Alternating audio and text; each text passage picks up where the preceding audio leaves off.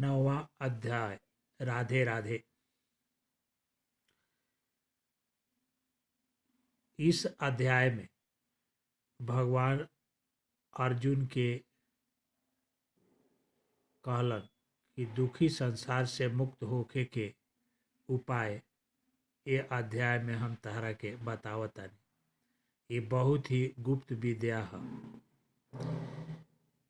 ई विद्या के जान के सब कोई मुक्त हो जाला और ओकर यह दुनिया से मोक्ष प्राप्त हो जाला। जेकरा मन में हमारा प्रति संदेह बा, विश्वास नहीं के, ऊ हमारा के ना पावे। इस संसार चक्र में घूमत रहेला। हम निराकार बानी, हमार कौनो रूप नहीं खे, बाकी सब प्राणी हमारे संकल्प से हमारे भीतर बा आ हम उनका में वास्तव में नहीं खे। ऊ सब प्राणी हमारा में स्थित नहीं खन, बाकी हमारे ईश्वरीय योग शक्ति के देखा कि सब जीव के उत्पन्न करे वाला, सबके पालन पोषण करे वाला हमारा आत्मा उनका में स्थित नहीं है। जैसे हमारा संकल्प से जन्मल प्राणी हमारा में स्थित रहेला, कल्प के अंत में सब जीव हमार प्रकृति में लीन हो जाला और आदि में फिर हम ओकरा के उत्पन्न करेला। इस संपूर्ण जीव के हम बार बार ओकर कर्म के अनुसार रचिला, बाकी हम ही सब काम कर्ता के मान के बिना आपन कर्तव्य समझ के करेला। कौनो आसक्ति ना रहे, ऐसे ई कर्म हमारा के ना बांधे। हमारे कारण ई संसार चक्कर घूमेला। बाकी जे हमारा बारे में अज्ञानी बा, वो हमारा के साधारण आदमी जानेला, हमारा के तुच्छ समझेला। पूरा संसार के आपन जोग माया से उद्धार करे वाला के साधारण आदमी जानेला। ई बेकार के आशा, बेकार के कर्म आ बेकार के ज्ञान अज्ञानी असुरी मोहिनी सुझाव धारण कैले रहलन। बाकी ए अर्जुन, जे ज्ञानी बा, उदय प्रकृति के बा, जेकर अंतरात्मा शुद्ध बा, उ महात्मा लोग हमारा के सब जीव के सनातन कारण अमर ब्रह्म रूपी ज्ञानी के हमारा के भजेला।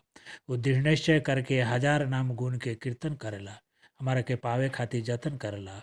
ऐसे हमारा ध्यान करेला, हमार आप उपासना करेला। ई दूसर ज्ञान योगी लोग हमारा के निराकार ब्रह्म रूप में ही पूजा ध्यान करेला। यह तरह से अलग अलग तरह से उपाय करेला, काहे कि हम ही यज्ञ, सौधा, औषधि, मंत्र, घी, अग, हवन सब हम ही हैं। हम ही संसार के धारण करे वाला है, फल देवे वाला है, माता है, पिता है, पितामह है, पवित्र है, ओमकार है, ऋग वेद है, साम वेद है, अथर्ववेद है, सब हम ही हैं। परम ध्यान भरण पोषण करे वाला, सबके स्वामी, शुभ शुभ देखे वाला, शरण देवे वाला, भलाई करे वाला, सबके उत्पन्न करले वाला, सबके नाश करे वाला, संसार के उद्धार करे वाला, सब हम ही हैं। हम सूरज के रूप में गर्मी दिहिला, प्रकाश दिहिला, हम अमृत हैं, हम ही मृत्यु हैं, सत हैं, असत हैं। फल खातिर लोग कर्म करेला, सोम रस पिए वाला पुणात्मा सब हमारा के खुश करके स्वर्ग लोक में सुख भोगेला। फिर पुण्य खत्म हो गईला पर मृत्यु लोक में फिर से जन्म लेला और फिर आपन कैल कर्म के भोगेला।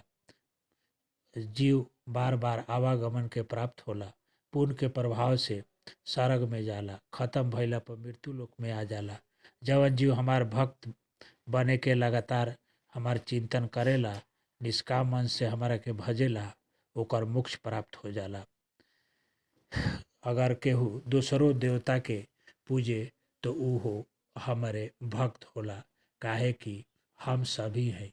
काहे सी कि पूरा जग के भोगे वाला स्वामी हम ही हैं। अज्ञान बस हमारा के जा पावन में वो बार बार जन्म मरण के प्राप्त होला। यही से हे अर्जुन, तू जवन कर्म करतड़ा, जवन खात बड़ा, जवन हवन करतड़ा, जवन दान देतड़ा, जवन तप करतड़ा, सब हमारा के अर्पित कर दा। तू हमारे शरण में आ जा, हम तहरा के सब पाप से मुक्त कर देव।